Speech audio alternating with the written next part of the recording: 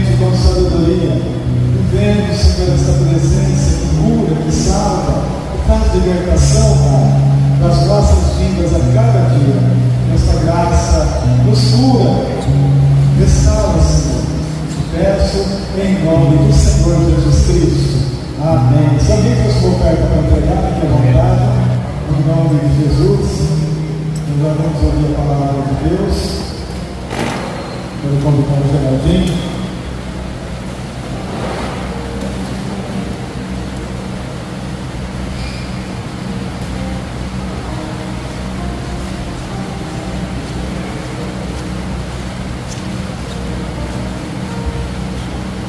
Paz do Senhor, irmãos.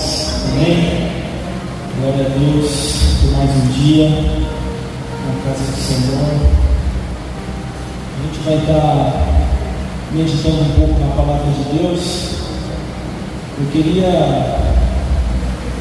compartilhar com os irmãos hoje. Abra sua Bíblia em João 14. Nós vamos estar lendo do versículo 1 ao versículo 3.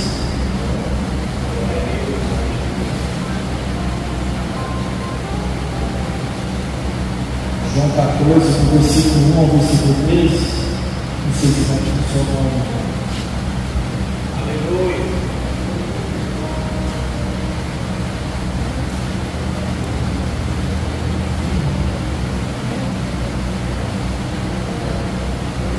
Então vamos lá, João 14. Não se turbe o vosso coração. Crede em Deus, crede também em mim.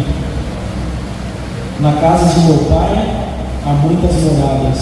Se não fosse assim, eu não teria dito, pois vou preparar-vos lugar. E se eu for e vos preparar lugar, virei outra vez e vos levarei para mim mesmo, para que onde eu estiver, estejais vós também. Amém? Esse é apenas um dos versículos que a gente vai estar lendo nessa noite. E eu queria compartilhar com os irmãos algo que Deus tem colocado no meu coração nos últimos dias, nos últimos meses, sobre esperança. E eu sempre gosto de trazer um tema, seja para o estudo, seja para a mensagem, para compartilhar com a igreja. E o que Deus tem colocado no meu coração é que a esperança está em Deus. Mas parece algo muito simples, muito corriqueiro a gente falar sobre isso. A esperança está em Deus, a esperança é Jesus Cristo. Para nós entendermos, irmãos, essa esperança que está em Deus, é necessário a gente, primeiramente, entender a soberania de Deus em nossas vidas. E o primeiro passo para isso, para entendermos essa soberania de Deus em nossas vidas, o primeiro passo, o pontapé inicial seria entendermos que todos nós pecamos. Lá em Romanos 3:23, todos pecaram e destituídos estão da glória de Deus. Em Efésios, capítulo 2, no versículo 1 e 2, ele diz assim: e vos vivificou, estando mortos em ofensas e pecados. Percebe como que esse versículo está totalmente ligado ao de Romanos 3:23. E noutro tempo andastes segundo o curso deste mundo. E aí eu estava meditando e conversando com o Espírito Santo, o curso deste mundo. Qual será que é o curso deste mundo, Domingo eu conversando com uma irmã na igreja, ela, com muita humildade, ela fez um comentário dizendo que Deus, a gente não questiona. Eu falei assim, irmã, mas a gente pode questionar assim, com o coração quebrantado, então eu comecei a questionar Deus sobre isso. Qual que é o curso deste mundo? E aí Deus me levou mais uma vez na palavra, lá em Timóteo, no capítulo 3, 2 Timóteo, capítulo 3, a gente tem um breve relato aqui de como é o curso deste mundo. O curso deste mundo, nós estamos pastor pregou aqui domingo, os últimos dias. E qual é o curso desse mundo? São os dias que os tempos trabalhosos, homens amantes de si mesmos, avarentos, presunçosos, soberbos, blasfemos, sem afeto natural, irreconciliáveis, caluniadores, traidores, obstinados. Esse é o curso do mundo, irmãos, que a gente está em Cristo, que a gente tem vivido. E como entender a soberania de Deus mediante a tudo isso? Se nós vamos conversar com alguém que não conhece a Cristo, eles vão falar: como que Deus permite tudo isso? Hoje a gente recebeu uma notícia muito triste, através das redes sociais, de uma criança que veio a óbito, foi esquecida no carro pela tia. E a gente vê tudo isso, e se a gente não entender a soberania de Deus, a gente começa a cair nesse funcionamento. Onde está Deus no meio de tudo isso? Só que esse é o tipo de questionamento que não traz fruto para a gente, porque é onde a gente não entende a soberania dele.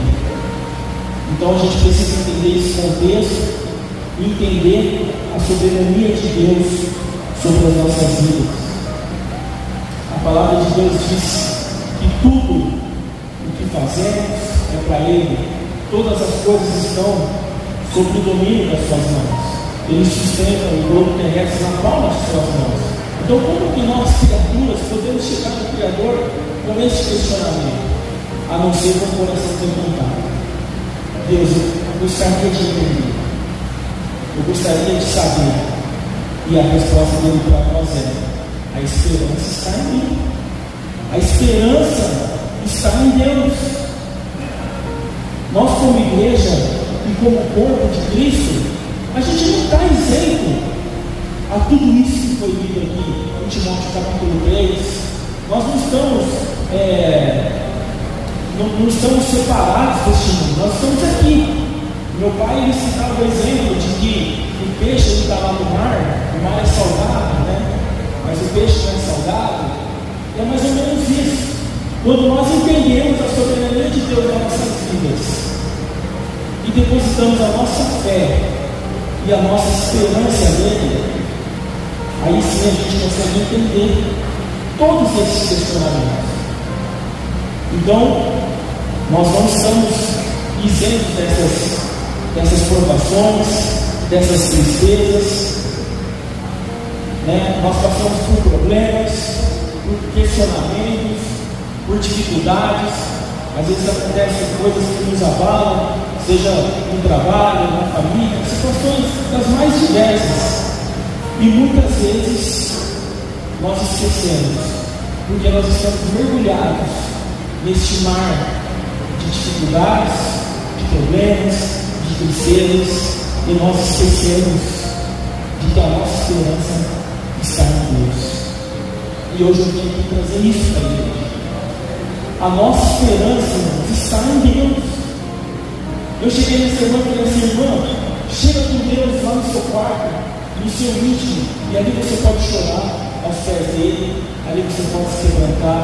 Eu tenho certeza que ele vai trazer, o Espírito Santo vai trazer consolo para a sua alma e para a sua vida, porque a nossa esperança está em Deus. E eu queria compartilhar com os irmãos sobre este Deus. Em Salmos, o salmista ele é muito claro em dizer que Deus é o nosso refúgio e fortaleza, socorro bem presente no dia da angústia. Não temeremos, ainda que a terra se mude, ainda que os montes se transportem para o meio dos mares, ainda que as águas rujam e se perturbem, ainda que os montes se abalem pela sua braveza, há um rio cujas correntes alegram a cidade de Deus. Os irmãos lembram que a gente viu no início? Jesus ele está lá, preparando morada para nós. E a nossa esperança deve estar em Deus. Nós não devemos, irmãos, jamais perder essa esperança. Eu lembro que na época de adolescente, agora eu vou ter que me entregar, não vai ter jeito.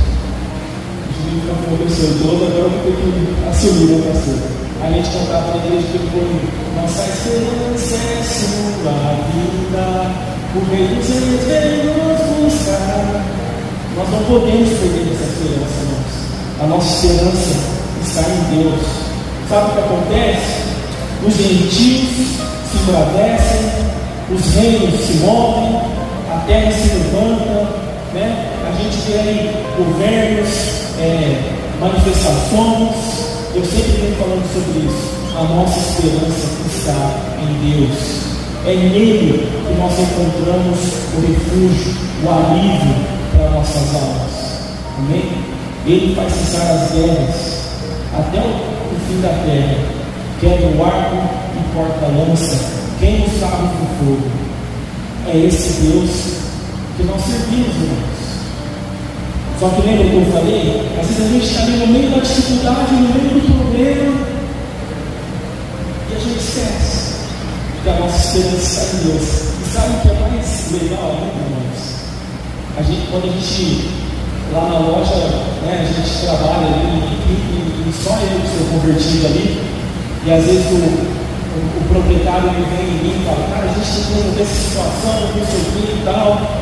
E muitas vezes eu falo assim, é que eu não quero, né, ser aquele crente chato de falar assim, eu vou orar, porque ele não vai entender, mas eu falo assim, eu posso te responder aqui um tempo?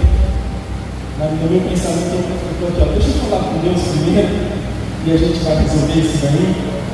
E é impressionante como, quando a gente deposita essa nossa esperança em Deus, irmãos, é impressionante como Ele age na nossa vida e como o seu direcionamento é perfeito. O pastor falou domingo sobre o nosso coração enganoso.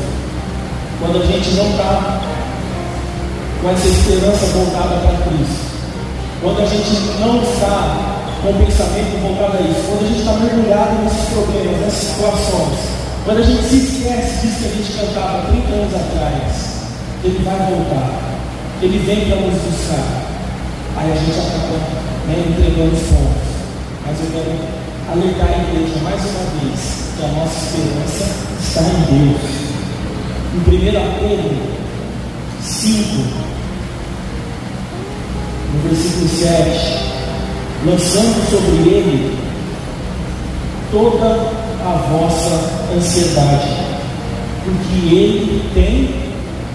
ele tem cuidado de vós, Ele tem cuidado de nós. Sede sóbrios e vigilantes. O diabo, vosso adversário, anda em derredor como um leão que ruge, procurando alguém que possa devorar.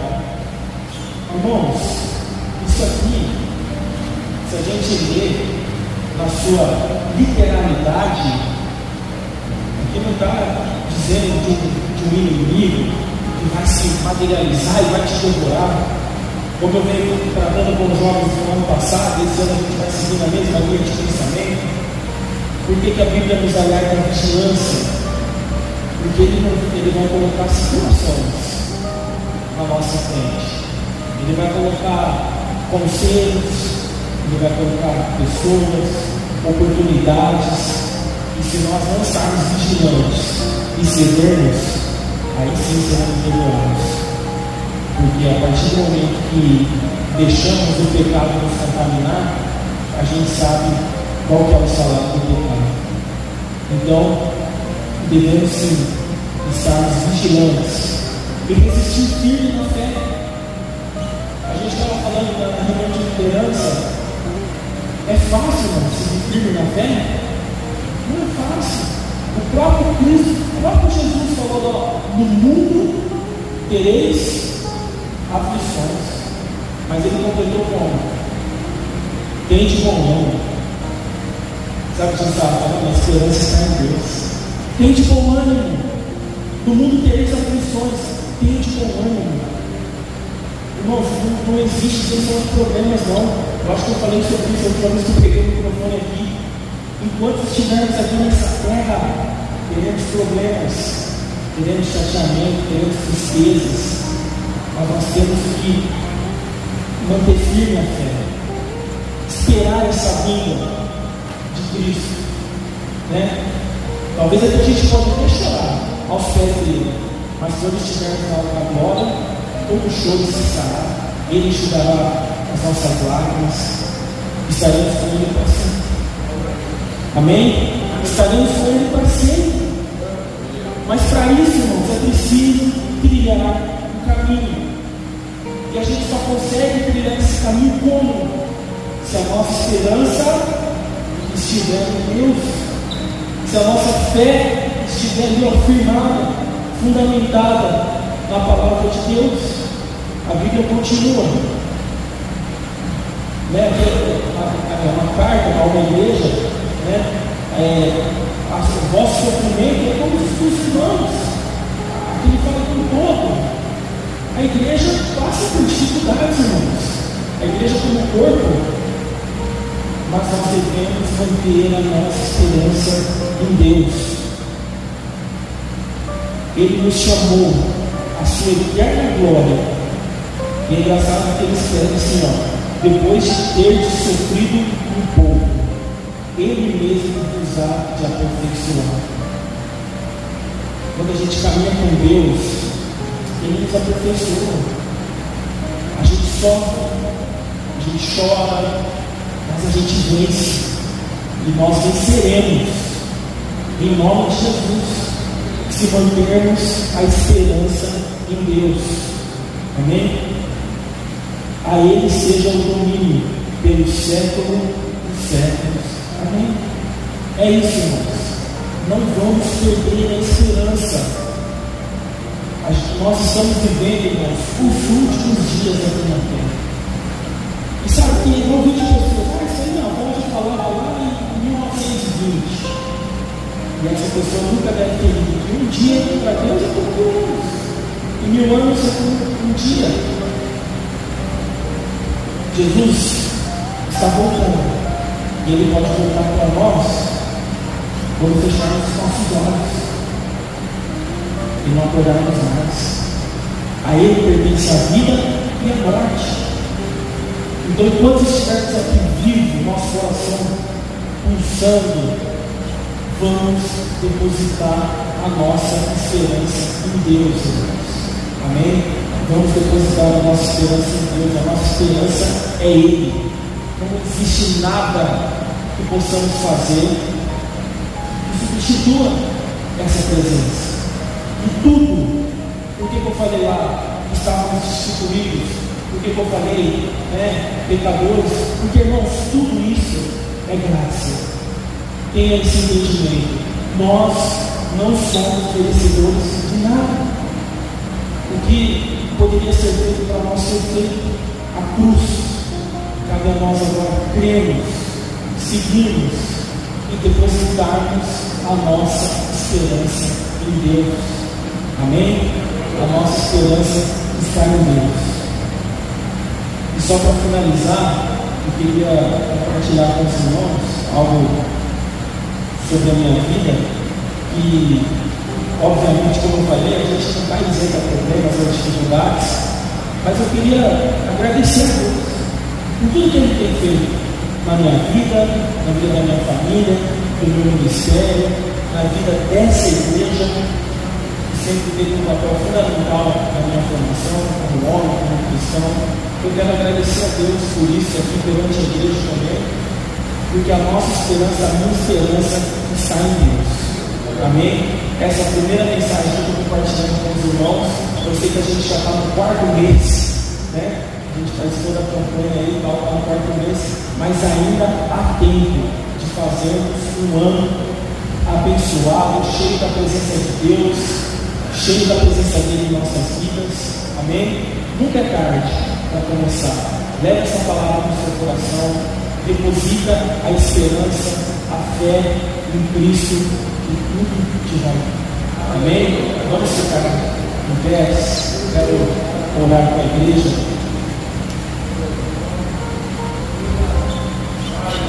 Senhor, muito obrigado, meu Deus, por esse dia, Senhor.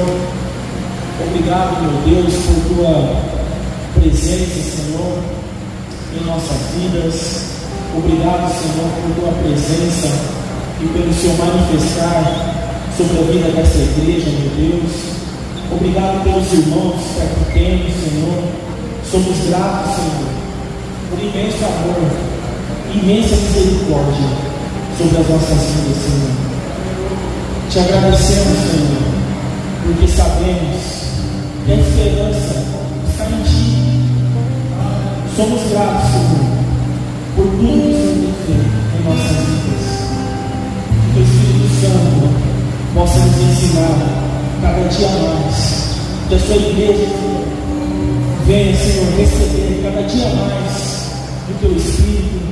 Que nós possamos trilhar, Senhor, como igreja, meu Deus, caminhos de sabedoria, Senhor. Que as artimanhas do inimigo, que as dificuldades, que os problemas não venham tirar, meu Deus, o nosso foco. Não venham tirar, Senhor, a nossa fé fundamentada em Ti, Senhor. Que as adversidades da vida, Senhor, não venham, Senhor, tirar de nós a esperança que está em Ti. E que também, meu Deus, que as coisas boas dessa vida, que os bons momentos, os momentos de divertimento, de distração, de alegria, também não venham tirar, Senhor, o nosso foco, Senhor, de Ti. Que a nossa esperança verdadeiramente esteja firmada em Ti, nosso refúgio e fortaleza. Então, Senhor, em nome de Jesus, Senhor, nós oramos e te agradecemos por tudo.